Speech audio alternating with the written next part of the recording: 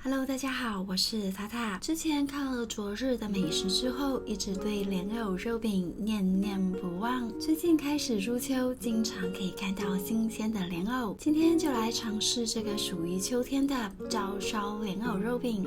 希望大家以事成主顾，爱上吃莲藕。建议买莲藕不要买洗好的，要买带土的比较安心。像这样比较小一点的莲藕适合做凉拌，口感比较脆。这种比较大颗一点的莲藕适合炖煮，口感也比较松软。今天我要做莲藕肉饼，我选择大一点的莲藕，这样会比较好包馅料。把莲藕先折断，放到水里面泡一下，这样等一下会比较好刷洗。上面这些泥土呢，大概泡一下就很好刷洗了。像这样呢就收好啦。喜欢小一点的莲藕饼就用小的，我今天用的是大的。把头尾两端先切除掉，因为我要做肉饼，所以我会切掉多一点。切好之后呢，再来削皮。把削好的莲藕立刻放到水里面来浸泡，这样可以预防莲藕变色。你也可以在水里面加入一点醋，同样可以预防莲藕变色。我们先放一旁来准备其他的材料。今天我准备的是猪梅花绞肉，你也可以用鸡绞肉来做。准备的分量大概300克左右。今天的绞肉呢是我自己绞的，一次可以多处理一些放冷冻，要用就很方便了。绞肉也可以请摊商老板帮忙绞。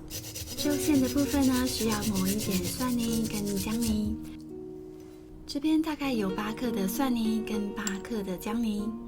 如果你买现成的绞肉，现在把这些绞肉放到调理盆里面，然后手顺时钟方向不停地搅打，直到肉出现毛边为止。我今天很懒，还是交给机器来帮我打肉馅好了。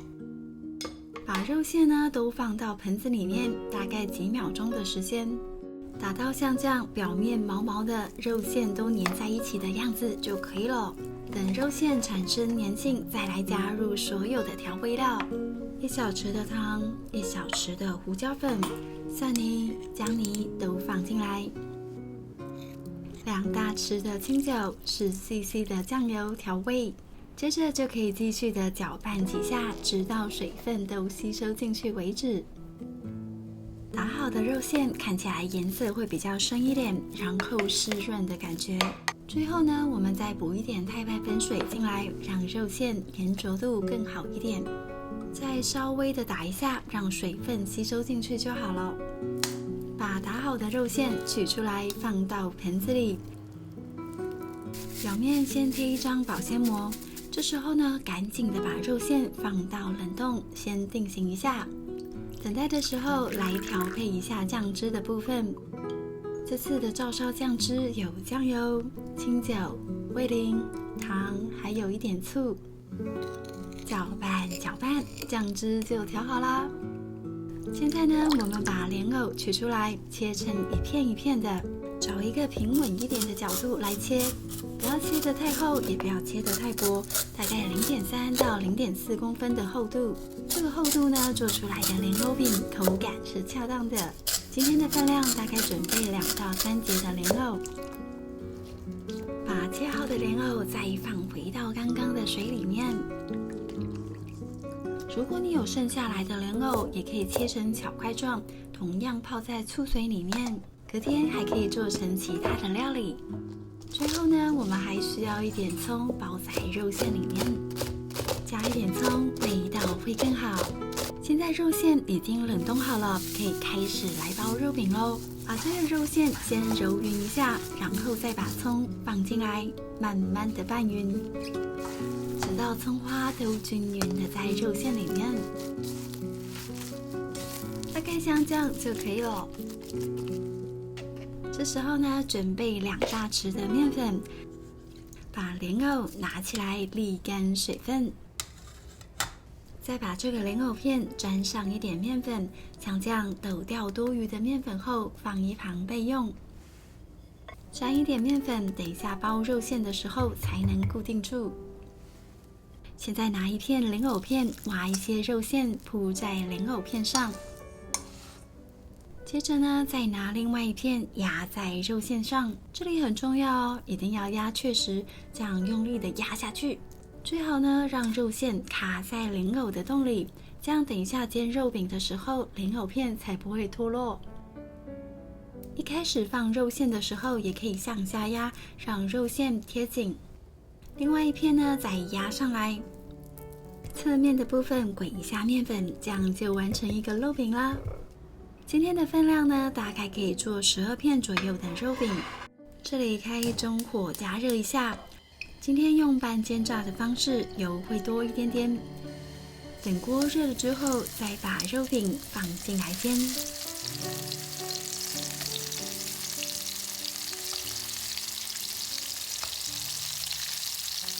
先让这面煎出焦香的颜色，再来翻面。来翻面看一下，大概像这样的程度就可以了。接着让另外一面也煎出焦香。建议大家用筷子翻面，避免不小心伤到锅子了。好了，这面也煎得香香的，这时候就可以夹起来了。如果你觉得不好煎的话，也可以改炸的方式，会比较快。现在重新的把锅子洗干净或者是擦干净，然后把莲藕饼放回到锅子里，把调配好的酱汁统统的倒进来，加入大约150cc 的水量，开中火煮滚。等到酱汁煮滚了之后，火转小一点，盖上锅盖，慢慢的让酱汁的味道烧进去。维持这样的滚度，大概煮5到6分钟，慢慢的收汁。开盖来看一下状况，现在酱汁已经呈现焦糖化，表面也上色了。剩下一点酱汁呢，再让另外一面也稍微的煎一下，记得火不要太大，不然锅底很容易烧焦哦。差不多可以关火喽。那这样看起来非常诱人的莲藕肉饼就完成啦。来一点葱花装饰一下，这道莲藕肉饼意外的好吃。以前呢，我不太喜欢吃莲藕，但是吃了这个肉饼之后，发现莲藕其实很好吃。现在饭也煮好了，可以开饭喽。我今天煮的是紫米饭，跟莲藕肉饼相当的搭。我已经等不及要吃吃看了。那我又开动喽。这个脆脆的莲藕搭配多汁的肉馅，好好吃哦！照烧酱汁超级下饭，让人不停的想一口接一口。我一直觉得我女儿肯定不吃莲藕饼，没想到她竟然会说好吃。所以有些事千万不要先入为主，觉得不喜欢，没吃过又怎能知道喜欢不喜欢呢？好了，今天的影片就到这里。喜欢我的分享，记得订阅我的频道。那我们下次再见，拜拜。